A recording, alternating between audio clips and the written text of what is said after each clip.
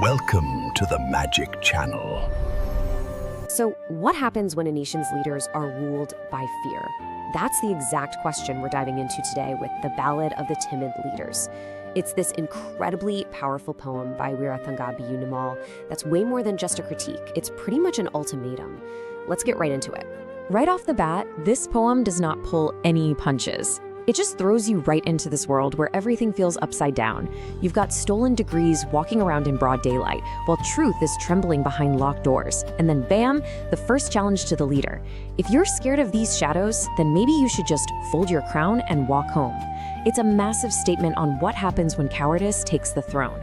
So that opening challenge, it really sets the stage for the poem's first major argument, which is that we're not just talking about a few bad apples here. We're talking about a whole system that's been built on a foundation of lies. I mean, you gotta love the imagery here, right? False identities bloom like flowers. It's this idea that deceit isn't just happening, it's being cultivated, it's flourishing. It's so normal, the poem argues, that it can just cross borders without any shame at all. And then we get that refrain again, that constant ultimatum. If you're ruling with fear, you just don't belong. And it becomes really clear that this isn't about one or two isolated incidents. The poem just lays it all out. We're talking about stolen degrees, fake identities, forged passports. It's a whole ecosystem of falsehood that's completely taken over.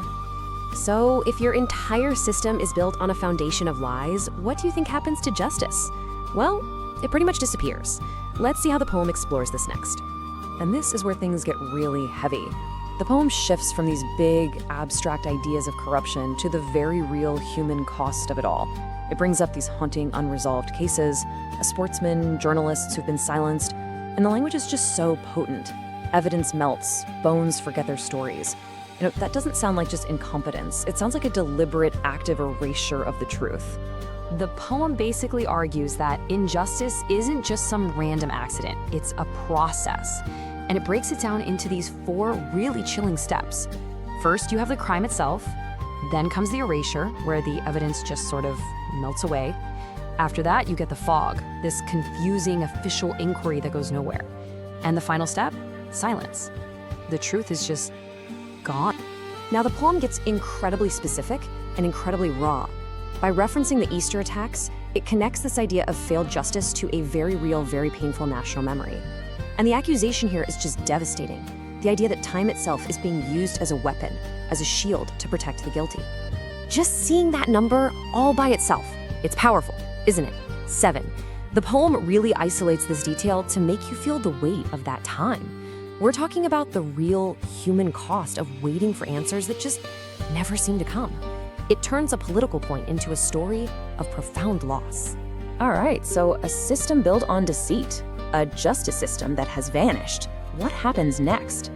The poem escalates its critique to the most visible consequence of all, the blatant, open plundering of the nation's economy.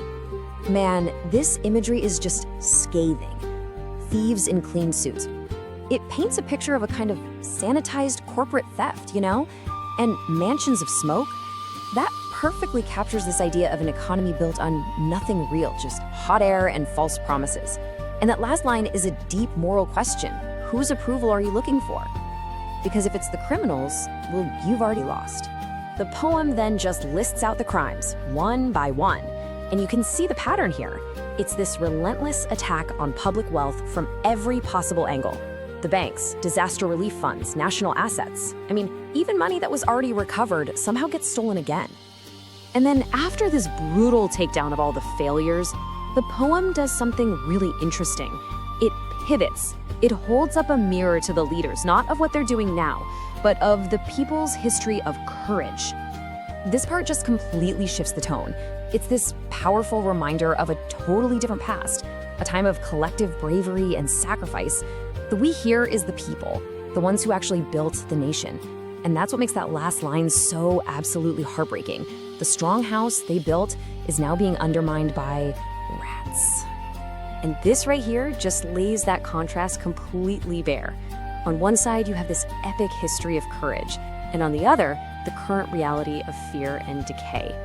This is the poem's central accusation, that this leadership is a total betrayal of that legacy.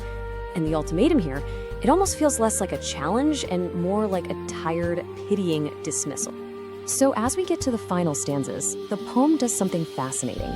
It kind of steps back and tells you exactly what its own purpose is, delivering one ultimate message to the leaders it's been talking to. The final accusations are the biggest ones yet, pointing to corruption in even the most sacred places. But you'll notice the ultimatum changes a little. It's not just about fear anymore, it's about negligence. The leaders' sleep, their complacency, is now being framed as a direct threat to the entire nation. The choice couldn't be clearer: wake up or go.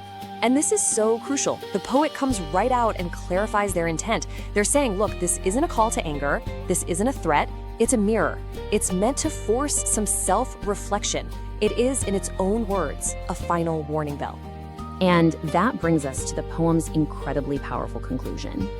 A government ruled by fear, it argues, isn't really ruling anything at all. And that final call to go home is masterfully reframed. It's not just a suggestion anymore. It's presented as an inevitability. History itself, the poem declares, is calling them home. So ultimately, the poem leaves us with this one massive question. And it's not a question with an easy answer. But throughout all its verses, it makes a pretty compelling case that the price is, well, everything.